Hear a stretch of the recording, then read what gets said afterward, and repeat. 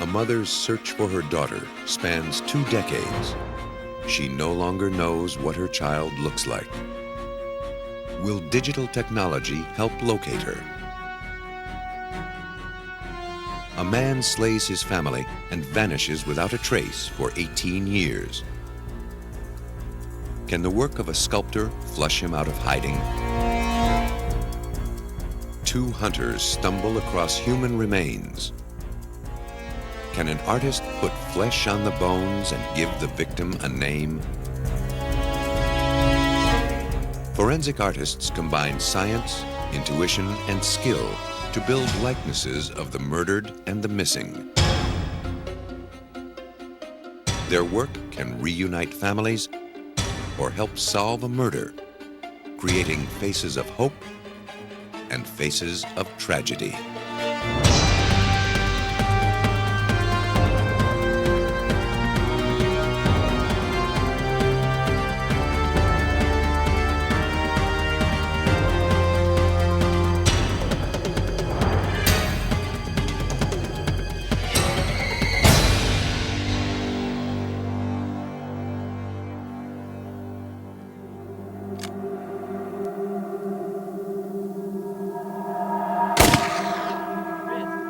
Under a gray Texas sky in the winter of 1994, 2 hunters trespassed on private land outside of Lubbock.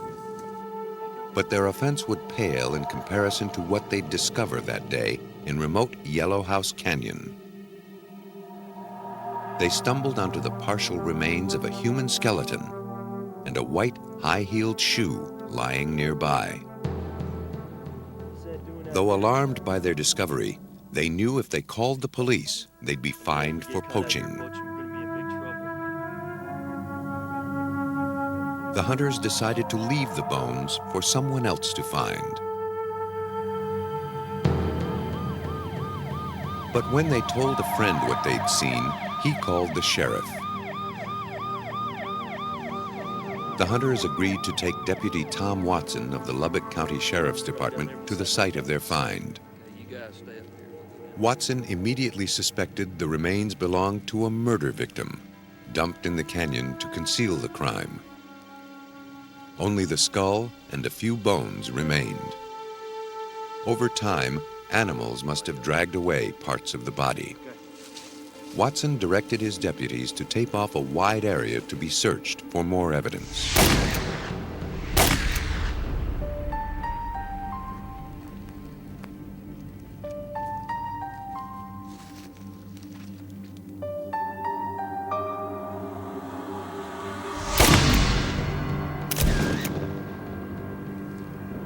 Once the crime scene had been documented on film, he called in the county pathologist to examine the bones. The pathologist collected the bones and took them back to his lab, where they could be examined for signs of trauma. I don't believe we have any local people missing.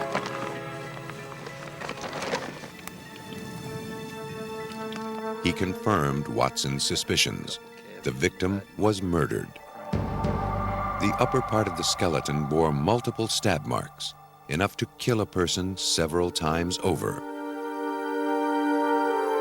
The case was now officially a homicide.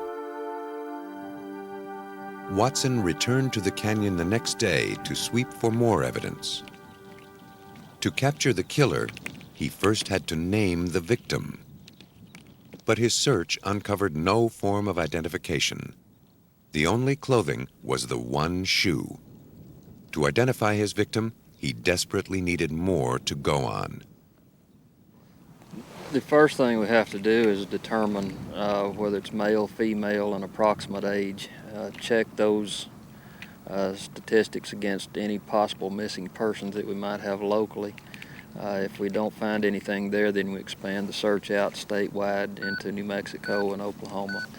And then if we still haven't got her identified, then we go national with it.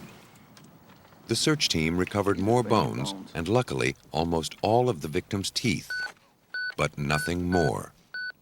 No personal effects that could clue them in to who the victim was or when the killing occurred. Watson turned the bones over to a forensic pathologist who was able to narrow down the possibilities. He concluded that the victim was a white female, 18 to 24 years old. The weathering on the bones suggested she'd been dead at least 2 years. Tooth fillings in the lower jaw and a crown in the upper jaw offered more identifying features.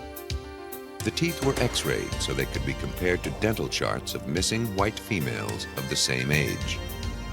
Using the x-rays, Watson began a search to make a match. He chased dozens of leads, some from as far as New Jersey, but none matched the dental records of the woman found in Yellowhouse Canyon. His investigation was leading nowhere. Meanwhile, a killer remained free. Watson needed more than the victim's bones and teeth to identify her. He needed to give the woman a face. For that, he turned to one of America's leading experts on facial reconstruction. Karen Taylor has worked for the Texas Department of Public Safety in Austin for 16 years. As a forensic artist, she helps identify skeletons by recreating what the person looked like when alive. Her images are distributed by police and the media in the hopes that the remains will be identified. Using techniques she's developed over the years, Taylor has had remarkable success.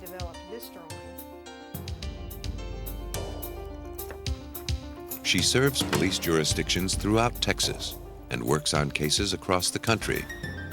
Her job keeps her extremely busy. The unidentified woman from Yellowhouse Canyon was one among many nameless persons awaiting a face. Deputy Tom Watson from the Lubbock County Sheriff's Office brought me the skull of an unidentified white female found in that area, and he asked that I try to build a face on that skull to help him identify her. And the information was provided to me that had been developed by an anthropologist to examine the skeleton. And so I knew from Tom's reports that the person I was going to be drawing was a young white female. I unfortunately didn't have a lot of other information. There was no clothing, for instance. Clothing is a very good clue as to body weight for me from skeletal remains. There was also no hair, which provides a added complication, especially in a case of a female. So because there was so little to work with, the case was a little more difficult than some of them are. Without the victim's clothing to use as a guideline, Taylor had to take her cues from the skull alone. When putting a face on a human skull, one of the most critical parts is determining how thick the flesh will be. Taylor relies on standard tables of measurements developed by forensic anthropologists and classified by sex and race. Based on these measurements, she cuts out rubber markers that match the average depth of the skin. She glues them onto the skull at 21 anthropological landmarks, like the cheeks and chin.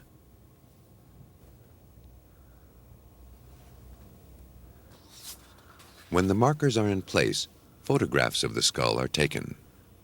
For Taylor to accurately draw the face, the photographs must be exactly life-size and not distorted at all.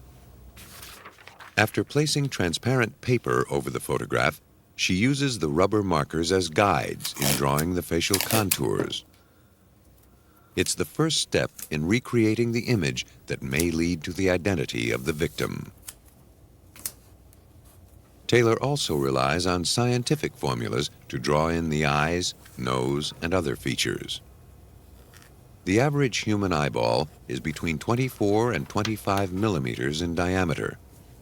Since this is also the size of a U.S. quarter, Taylor has a convenient tool for tracing in each eye. I also know from reading some ophthalmology texts that the average person has an iris diameter, an iris width really, that is between 11 and 13 millimeters. And I have little red lines on this scale showing the average range. So And I've checked it on a number of people, and it seems to hold true for most everyone. Most everyone's iris will fall right in that range. Taylor relies on her knowledge of anatomy to draw in the eyelids. On many people, the orbit, or eye socket, has a raised piece of bone on its outer edge. The inner edge of the socket has another bony landmark. These are the points of attachment for the ligament that stretches across the eyeball and controls the movement of the eyelid. Our upper lids are curved slightly more than the lower lids. They tend to drop slightly over the top of the iris when looking at a person in life. Taylor next draws the victim's nose, relying on some rules of thumb and hints provided by the skull. Surprisingly, we do have some pretty good information about noses to help predict the look of a nose in life based on the bony clues. Because the victim was a white female, Taylor knows to add 5 millimeters to each side of the nasal opening. That represents the width of the nose. If the victim were African American, Taylor would add 8 millimeters to each side. A bony spine at the base suggests how far the nose projects. Because that little bit of bone tells me whether to tip the nose down or to tip it up or whether it's rather level. And so I'm looking at the profile to determine that angulation of the nasal spine, and that gives me a hint. In this case, this is quite an upturned nasal spine, so I want a tip of a nose that's up. She's a young girl. She's got a youthful little nose. And the nasal spine tells me it's turned up at the tip. When the mouth is relaxed, the lips tend to cover the 6 front teeth. When we smile, we flash as many as 10 teeth. Taylor draws the unidentified woman's mouth in a relaxed expression to give her a neutral appearance. So if I make a mark at the outside of those canines, that should give me an approximation of the width of the mouth. If you can see the staining of the gum line at the edge of the enamel of the teeth, gives us a ballpark idea of the vertical dimension for the lips. And again, I know that she's young, I know that she's white, so I'm thinking young white female as I draw this little mouth. From a faceless skull, Taylor will soon create the image of a woman. She hopes it will give a name to the victim and eventually name the killer. As Karen Taylor added the finishing touches to her portrait of the unidentified woman, the victim's face was reborn. The image was now ready for prime time. Taylor's drawing was shown on television and local newspapers, giving anyone who recognized the woman the opportunity to provide information about her. For Sheriff's Deputy Tom Watson, the broadcast was a defining moment in the case. This particular case was very frustrating for the first 6 months because we were not able to identify her. We were about to the end of all of our options as far as getting her identified until we did have the forensic drawing made. And once we aired that on the media, within a week we had 2 callers gave us the name of the dead girl. The callers identified Taylor's drawing as Belinda K. Tillery, who'd been missing for 2 years. One of the callers was Tillery's mother, who had lost touch with her daughter. The face on the screen delivered an eerie shock of recognition. Now, with a name to go with the face, Taylor obtained a copy of Belinda Tillery's driver's license photograph. She compared it to her drawing to study the similarities that led to Tillery's identification. The resemblance was undeniable. She has narrow or rather close-set eyes, and yet very broad face, broad cheeks. And this small nose, and the width of the nose proportionately is very close here. The mouth size is almost exactly right, and the fact that there's a very wide chin favorably compares also. For closer identification, Taylor superimposed the photograph of Belinda Tillery onto the victim's skull. As I was able to get the facial image on top of the skull and start to compare it, I had a couple of difficulties by this method. One being that her face is slightly turned in her driver's license photo, therefore I can't quite get the nose position correctly. However, when I put the eyes pretty much centered in the orbits, I see that she does have the facial width that my drawing shows and that I could see in this skull. So I could see that it's a pretty favorable comparison, and we probably should go ahead with finding dental records on this person if possible to make a more positive comparison. A positive identification couldn't be made until X-rays of the victim's teeth were compared with dental records of Belinda Tillery. From Lubbock. Dr. David Tom. Duell, Okay. a forensic dentist And with the here are Texas the, Department Yeah. of Public records Safety, from the made the skull. comparison. He found the bone structure to be the same. Teeth with fillings matched. Both X-rays showed a root canal on the same tooth, and a temporary crown was identical on each film. Dr. Duell declared it a match. Taylor's work had identified the victim. Is it a root canal? It was now up to Deputy Watson to track down the killer. He started by interviewing Belinda Tillery's friends and neighbors. Watson learned that Tillery had had an abusive boyfriend named Troy Armstrong. It was rumored that he'd become angry when she told him she was pregnant with someone else's child. Watson obtained a photograph of Armstrong and went looking for him. He tracked him to Roswell, New Mexico. There, he searched the town. He questioned the locals, digging for any lead he could find. But Armstrong was gone. He'd found out that he was a suspect in Belinda's murder. Back in Lubbock, as Watson gathered more information, a picture of Belinda's last days became clearer. It had been 2 years since anyone had seen her. That's when some folks heard she'd gone camping with Armstrong. He liked to camp in Yellow House Canyon. It was a remote place that he knew well.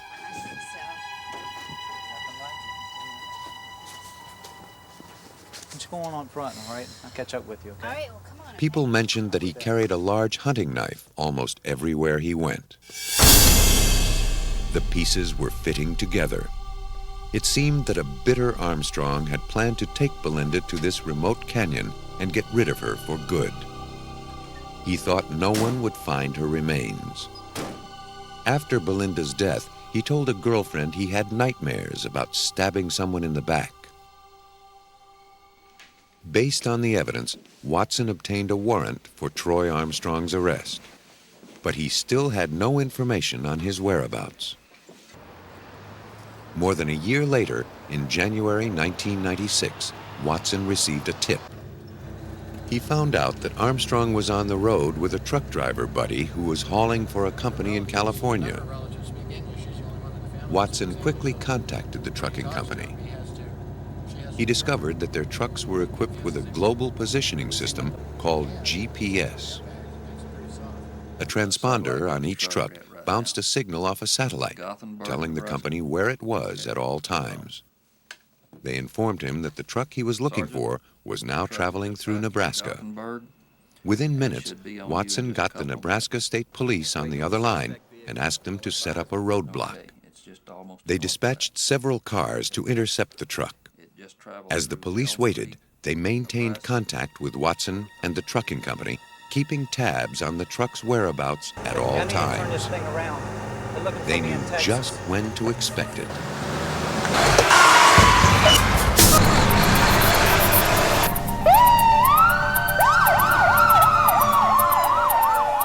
When the truck came barreling down the highway, the driver saw the roadblock ahead. He tried to escape, but the police sprang into action. Once the truck was halted, the police moved in. Hiding inside was Troy Armstrong. Police officer, get your hands he was arrested for the murder of Belinda Tillery. By now, evidence against him had mounted. A former girlfriend and others admitted that he had confessed to killing Tillery. On December 5, 1996, Armstrong was convicted for murder and sentenced to life in prison. Karen Taylor's lifelike reconstruction of Belinda K. Tillery was the key to solving a difficult case. Without it, the victim would never have been identified, and the killer never brought to justice. Like the artist she was trained to be, Taylor relies on pen and paper to capture likenesses. Elsewhere, scientists are beginning to apply digital technology to achieve a similar goal. At Colorado State University in Fort Collins, they're developing equipment to match faces to skulls with laser beam accuracy. Mechanical engineering professor Patrick Fitzhorn and a graduate student combined computer-aided design with laser technology. They created a system that scans three-dimensional objects and reconstructs them in a computer. So what this machine can do is build a three-dimensional surface mesh, computer surface mesh, of a human skull that we can then play with on the computer. We can scale it up and down, we can move it through space. As the skull rotates slowly on the platter, a laser beam strikes it at 10,000 to 50,000 points. A sensor measures the distance the beam travels as it reflects off each point. The results are fed into a computer that creates a digital version of the skull. The image is virtual, but its application is real. And obviously what we want to do with it then at that point is to fix it in space, to take a scanned facial photograph and to map the photograph on the skull to see whether there's a match or not. A photograph of the would-be owner of the skull is also scanned. The digital photo can be cleaned up and sharpened. Here, Fitzhorn made the photograph semi-transparent so he could superimpose it over the skull. Now he can compare their features. But here you can see the teeth in here. There's the bridge of the nose. Here are the eyes. There's the eyeball and its orb. There's the other eyeball and its orb. There's the end of the cheekbone here. The jaw line down in here. Currently, a forensic artist relies on his best guess to determine whether a photograph matches a skull. He takes measurements and superimposes a photograph over a skull. But if the picture was taken from an odd angle, it could distort the results. The mouth doesn't match up.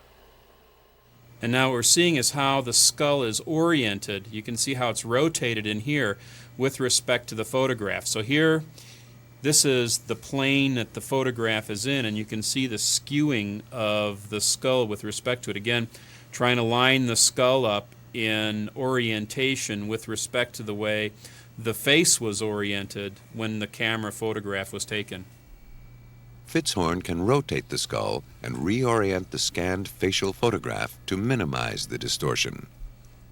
Some photos aren't clear enough or are too distorted to enhance, defying efforts to make a match that's 100% certain.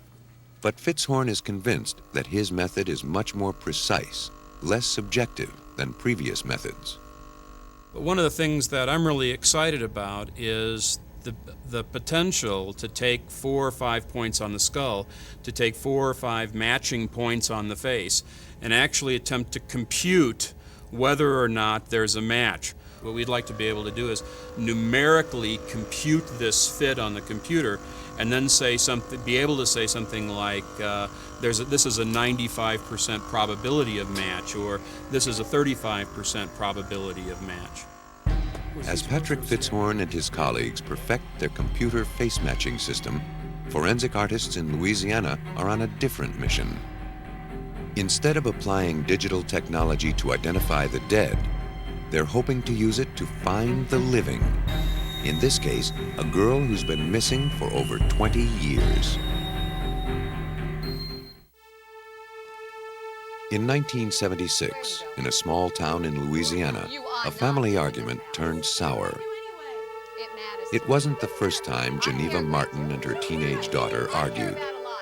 But what started out as a typical mother-daughter conflict soon turned into a 21-year ordeal for Geneva Martin. She was 16 years old, you know. She let her opinion be known, and I let my opinion be known, and she wasn't any more wrong than I was. The argument ended as many before.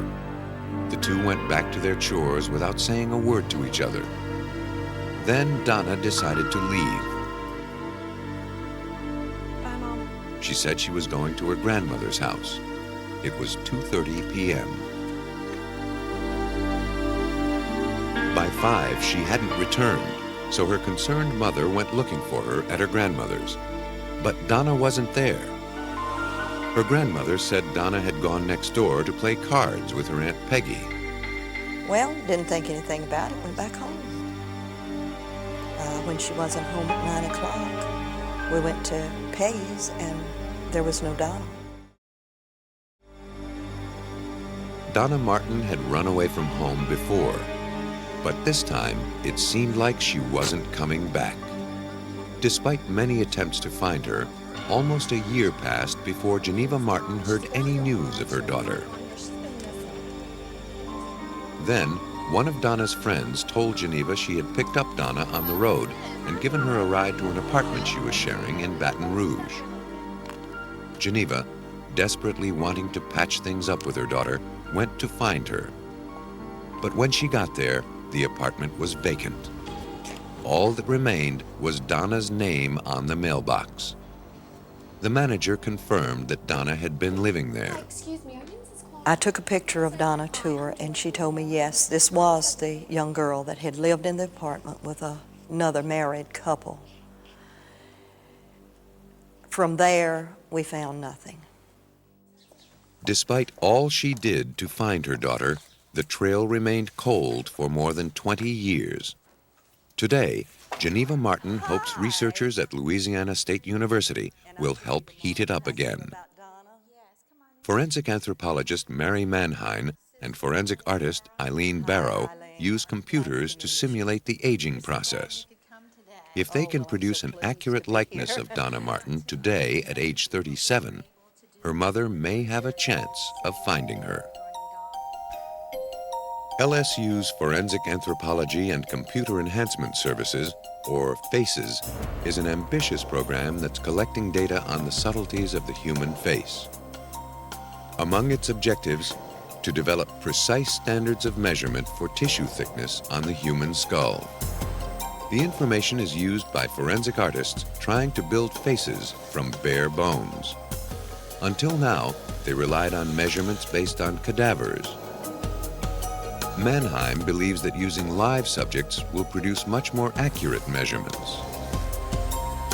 By using living models, Manheim can select from a much broader and more complete statistical range.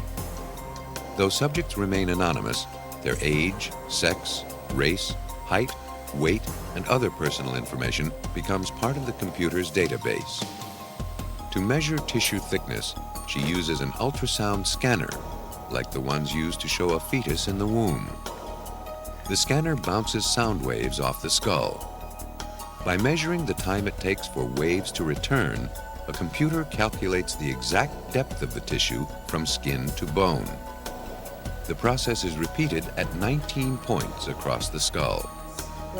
We've scanned over 400, and almost 500 people now, and those range in age from 2 years of age to approximately 74 years of age.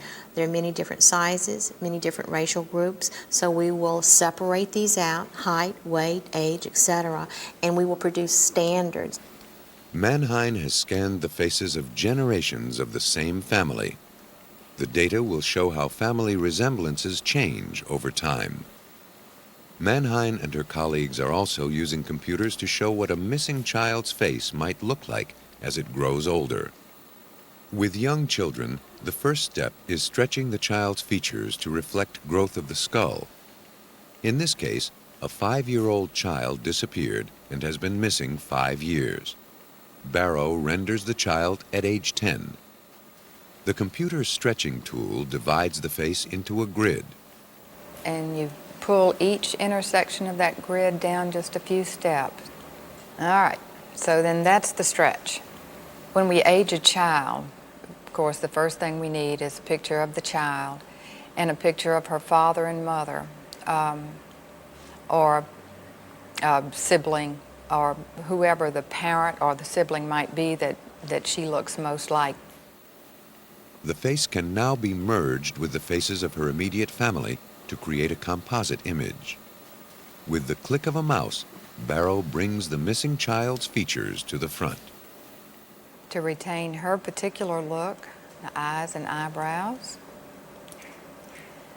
we would bring back a little bit of the shape of her nose and a little bit of the shape of her mouth. And then we would bring back or bring to the foreground her father's teeth, since she is, in this particular picture, the child had been missing for 5 years. So we were progressing her from 5 years old to about 10. So by that time, her teeth would have, of course, baby teeth would be gone and she would have permanent teeth. So we used the father's teeth to put in the picture. The computer makes the manipulations easily, but Barrow must rely on her own judgment to decide which features to alter. Will the child look like a parent or more like her sibling? It's a question she'll need to answer when aging Donna Martin. Creating an image of what she might look like today will pose an extraordinary challenge. She'll have to be aged 21 years. Donna's face won't be stretched because at age 16 her face was fully developed. All right. Barrow will Ms. concentrate Martin on brought us other the pictures. techniques. First, photographs of family members close to the age Donna would be today are scanned into the computer. Because family members tend to age alike, this will help guide Barrow as she makes decisions about aging Donna. By studying the photographs, Barrow can begin to see at what stage the relatives begin to show crow's feet or lines around the mouth, and how severe they might be. She can also see when chins begin to droop or when necks begin to sag. She really did not look very much at all like her sisters, which I expected that she would. And she really didn't have a lot of resemblance to her mother. So we had no pictures of her father at that age, so I decided that the best thing to do would be to try to merge her with her mother.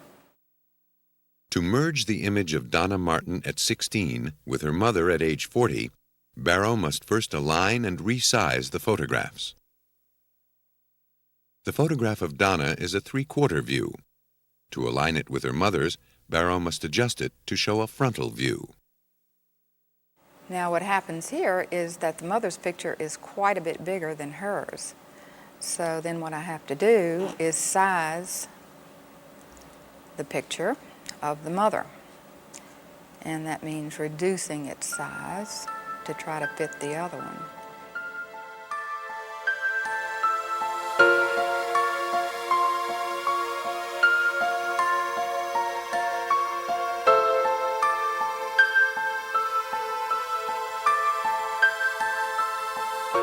Barrow patiently and meticulously merges the photographs.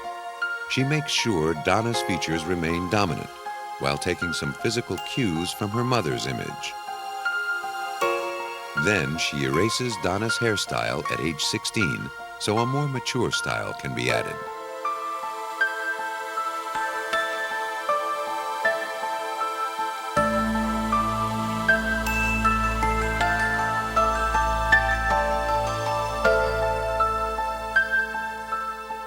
Finally, the transformation is complete. The 16-year-old Donna Martin has become a woman of 37. Well, it looks a lot like our family. Oddly enough, it looks like my husband's family rather than myself. Geneva Martin will distribute the image of Donna nationwide. She hopes it will finally reunite her with her daughter and put to rest that fateful argument that's gone unresolved for 21 years. The work of one forensic artist may lead a daughter back to her mother. In one of forensic art's most acclaimed cases, another artist used his skills to lead police to a killer. In 1971, the quiet surface of a prosperous community was shattered by a brutal crime. A successful accountant, John Emil List, lived with his family in a mansion in Westfield, New Jersey. Then his fortunes waned. So in November of 1971, List began a new life. But first, he had to end his current one. He killed his entire family, his wife, 3 children, and his elderly mother.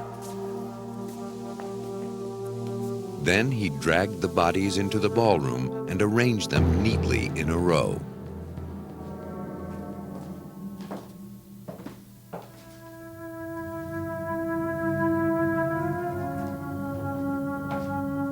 He tried to clean as much of their blood off the floor as he could.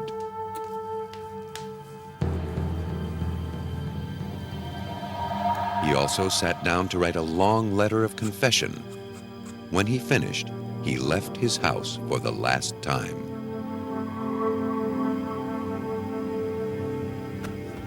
A month passed before the Westfield police received a call from a woman concerned about her neighbors. She hadn't seen them home, and their lights had been on day and night until one by one they'd burned out.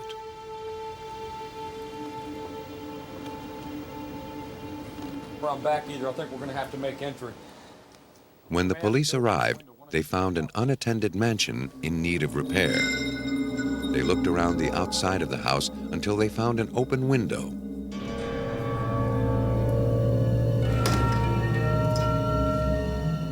When they entered, they had no idea what was waiting for them. The air was cold and filled with the odor of decay. They kept searching through the darkness until they finally came upon the List family in the ballroom, still neatly laid out, dead for a month.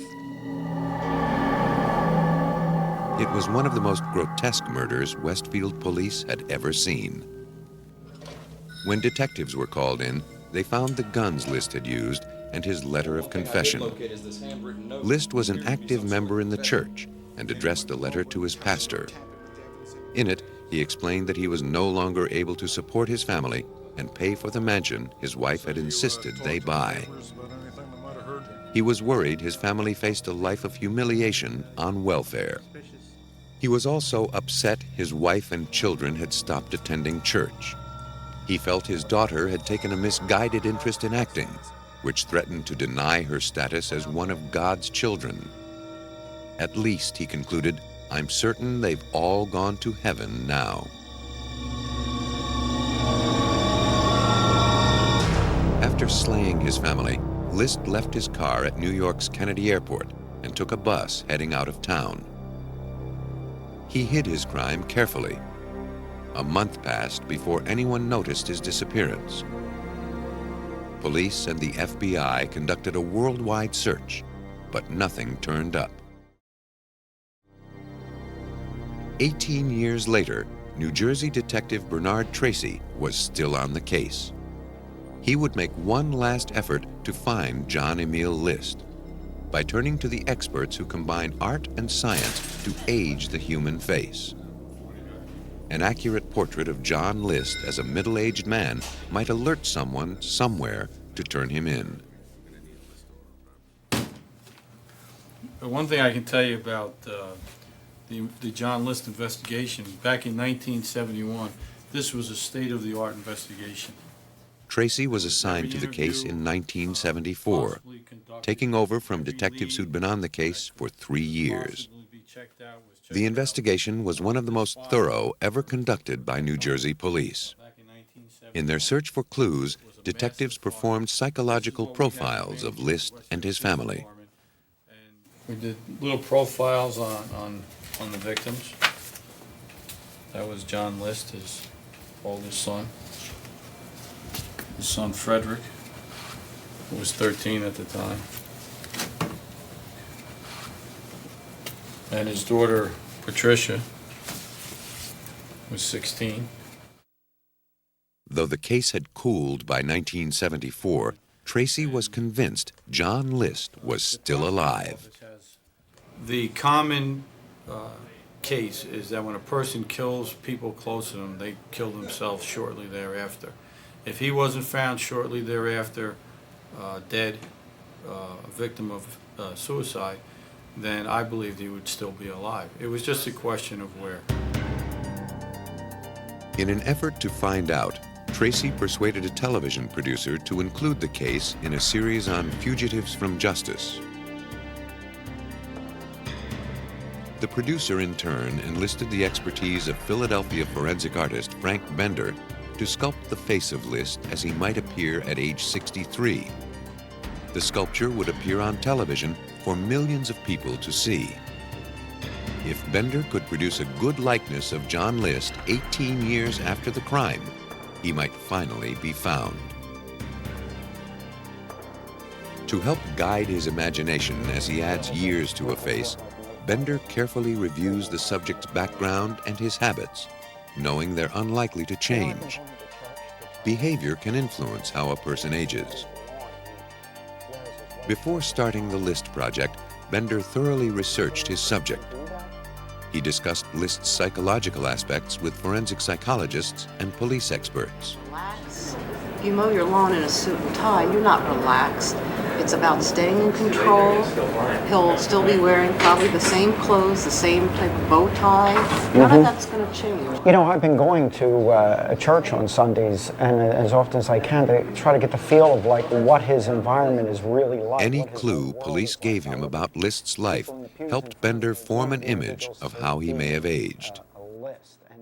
Lifestyle, hairstyle, hobbies, hereditary factors. Then I either do my own psychological profile, as I've done in numerous cases, or as in this case, bring in a forensic psychologist and go back and forth with this individual, walk around the town for maybe 2 or 3 days, really get to know this person, put my feet in their shoes, and in a sense kind of become the person so I can stay one step ahead of them visually. To obtain a scientific outlook on the aging process, Bender visited the medical school of the University of Pennsylvania. Here he consulted with Dr. Scott Bartlett, an expert in cranial and facial surgery and in repairing congenital deformities of the face. Dr. Bartlett's knowledge of the aging process, as reflected in the human face, made him a valuable ally. Bender was curious about the appearance of a scar behind List's ear from an operation. The scar went from his ear down to at least his collar. I would guess that, drawing the ear in something like this, more to the side of the head, and I would guess that there's bound to be, if he had an open mastoid operation, that he might have a fairly significant scar back here. Dr. Bartlett pointed out that as List aged, wrinkles and folds in his neck could make the scar less noticeable. The two men also discussed how aging affects the eyelids and brows, which can change significantly over 18 years. The canthal attachment here, which is the outer and the inner corners of the eye, I don't think change a lot. I think what we're seeing here is this hooding, this laxity of the soft tissue that's now falling over and giving this a downward slant, down and outward slant to the eye opening here, as opposed to this fresh up and out slant that you see in youth. Ultimately, Frank Bender would apply his own intuition to what he learned about the case. Bender has been a sculptor for more than 30 years, showing his work in galleries and museums all over the United States. Most of my studies are human behavior. I'm a people person. When I go to the beach, I don't look at the ocean as much as I like studying the people on the beach, how they interact, what they look like, the differences, what makes each person an individual.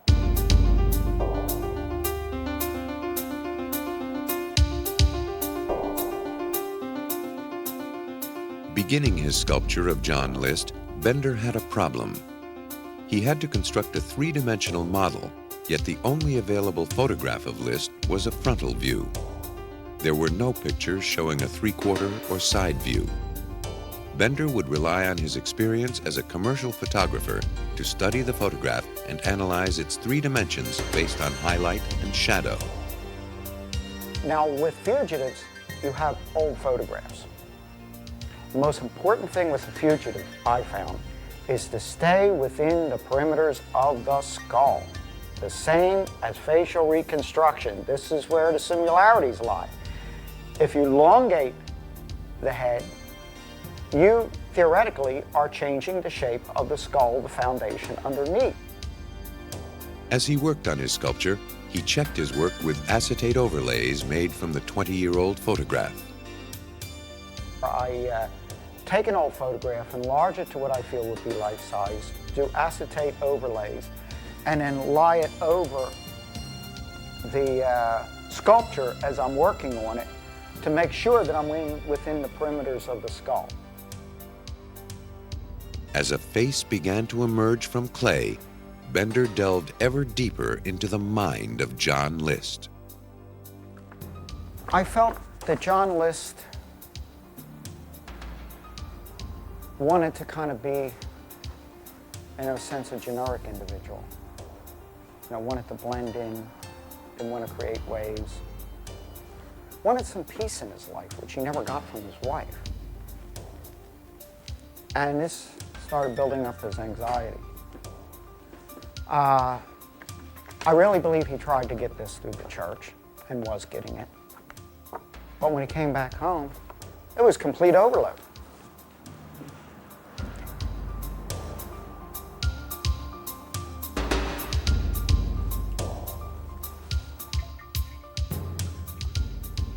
Once the preliminary sculpture was complete, Bender and his assistant made a plaster cast.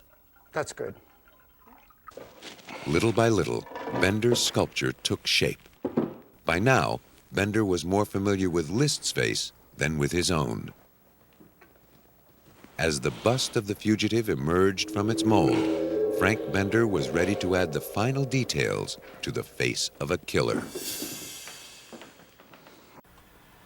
John Emil List, after murdering his family, had evaded capture for 18 years. Whether police could find him would depend on Frank Bender's intuitive ability to imagine John List in his early 60s. Bender guessed that List's hairline continued to recede, as it had begun to do in his earlier photograph. He added jowls based on his assessment of List's lifestyle. He wasn't an exercise type person. He was a potato and meat type person. As far as the eyes, you know, you can see where he's starting to get some lines. I look a little tired. You see, he has, I sculpted the tie and the shirt and the coat, you know, the suit coat on him, because he's always going to be wearing that. Bender sensed that the years of hiding what he had done would take a toll on List. This influenced his decision to turn the corners of his mouth down. You can see the corners of the mouth going down here rather than up like the photograph, which I'll bring right over. And you can see how they turned up. After 20 years, I'm having them go down. Not his whole mouth going down, just the corners. Again, not only aging, but the fear of getting caught. As a final touch, Bender selected eyeglasses for the aged List. He searched for a style that would define a man who killed his entire family, yet called himself a Christian. He decided on thick black frames, thinking List might go for an austere, authoritative look that would discourage others from prying into his past. Now his sculpture was ready for the nation to see. On May 21st, 1989, millions of people across the United States saw Frank Bender's sculpture of John Emil List. Was the likeness good enough to catch the killer? Oh my God, that's Bob Clark. Ricky! Yeah? Is that Mr. Clark? Yeah, it looks One like of the it. viewers was a woman from Denver, Colorado. When she saw the bust, she called in. She said it looked just like her former neighbor, Robert P. Clark, who moved to Virginia.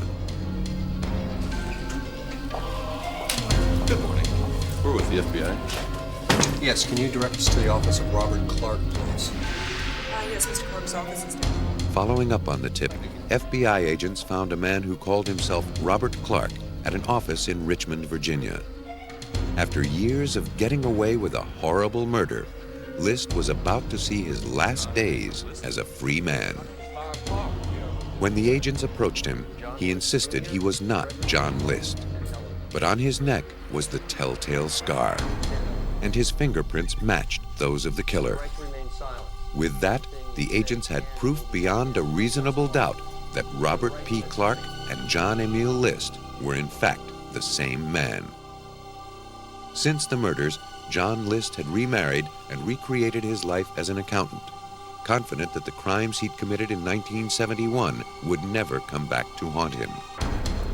For Detective Bernard Tracy, it was the end of an incredible odyssey. A cold-blooded murderer finally captured after 18 years.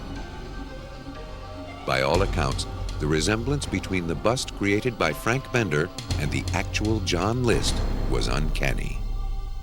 I think the bust was something that if a person looked at that and had any doubt that that would be the straw that broke the camel's back, that would be the one. If they had any hesitation about calling and then they saw the bust, that would be the one that would take them over the edge and say, I got a call, this is him. John Emil List was convicted of murdering his family and sentenced to 5 consecutive life sentences. He and his unsuspecting new wife were attending a church function on the night Frank Bender's sculpture aired nationwide. As a result, they missed the show that gave John List yet another new start in life in New Jersey's State Penitentiary. Armed with photographs, scientific data, psychological profiles, and artistic talent, forensic artists breathe new life into unsolved cases. Using their unique knowledge of human physiology and human nature, they can help locate the missing, track murderers through time, and bring killers to justice.